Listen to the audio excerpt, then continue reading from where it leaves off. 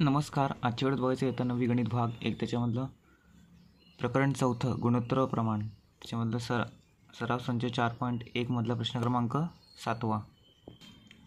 काय दिलं आहे? वत्सला व सारा यांची आजची वय अनुक्रमे 14 वर्ष व 10 वर्ष आहेत. तर किती वर्षांनी त्यांच्या वयांचे गुणोत्तर 5:4 होईल? तर प्रश्न क्रमांक लिहून घेऊया. आजच्या व्हिडिओमध्ये फक्त 7वा बघायचा आपल्याला आणि त्याच्या पुढच्या व्हिडिओमध्ये 8वा बघूया.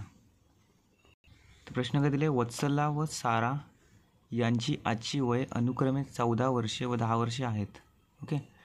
तर किती वर्षांनी त्यांच्या वयांचे गुणोत्तर 5:4 होईल? किती वर्षांनी म्हणजे आपण काय करूया, समजा x वर्षानंतर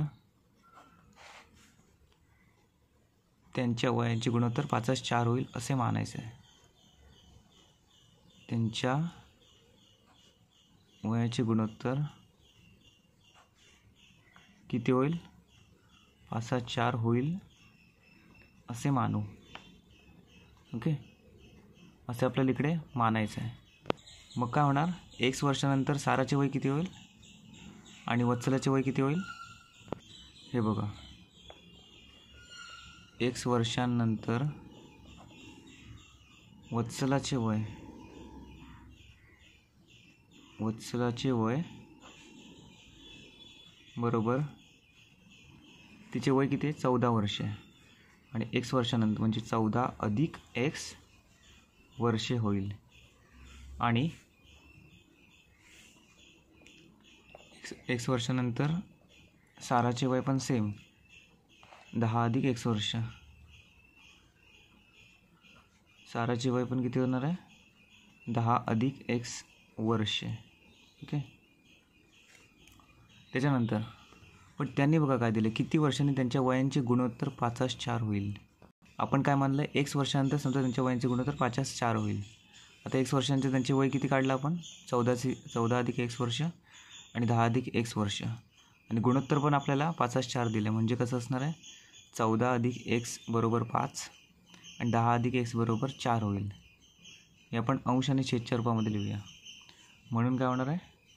हे बघा, 14 अधिक x भागिले 10 अधिक x बरोबर 5:4. इथे गुणोत्तर त्यांनी दिलं आहे ना, आणि एकमेकांना ते सेमच आहे. कारण कसं, x वर्षानंतर त्यांच्या वयांचे गुणोत्तर 5:4 होईल असं आपण मानलेलं आहे. आणि x वर्षानंतर किती वय आहे त्यांचं? एवढं वय आहे.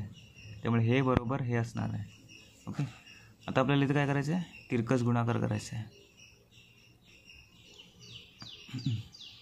5 गुणिले 10 अधिक x बरोबर 4 गुणिले, या 4ला पण इकडे नेलं मग ते गुणिले झालं. म्हणजे कसं आहे बघा, 4 इकडे भागिले बरोबर चिन्ह त्या साईडला नंतर होणार गुणिले. आणि तसंच हे इकडे भागिले बरोबर चिन्ह त्या साईडला नंतर होणार 5ला गुणिले. तेच आपण केलं आहे. 5 गुणिले 10 50 अधिक 5 गुणिले x 5x, 4 गुणिले 14 56, 4 गुणिले x 4x. ओके. आता 4xला आपण इकडे आणूया. मग काय होईल? ते अधिक इकडे नंतर होणार वजा. 56 इथेच ठेवायचे. 50ला आपल्याला इथे आणायचं आहे. 50 इकडे अधिक आहे, इथे नेल्यानंतर होणार वजा. ओके. 5xमधून 4x गेले, 1x राहिला. 1 लिहायची गरज नाही आहे तुम्हाला. 56मधून 50 गेले, 6 राहिले.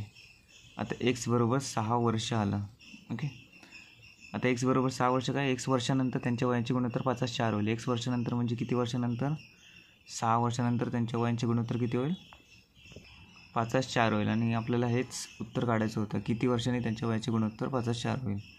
त्याच्यामुळे उत्तर आपल्याला मिळालेलं आहे 6 वर्षे. आता पुढचा प्रश्न आपण नेक्स्ट व्हिडिओमध्ये बघूया. धन्यवाद.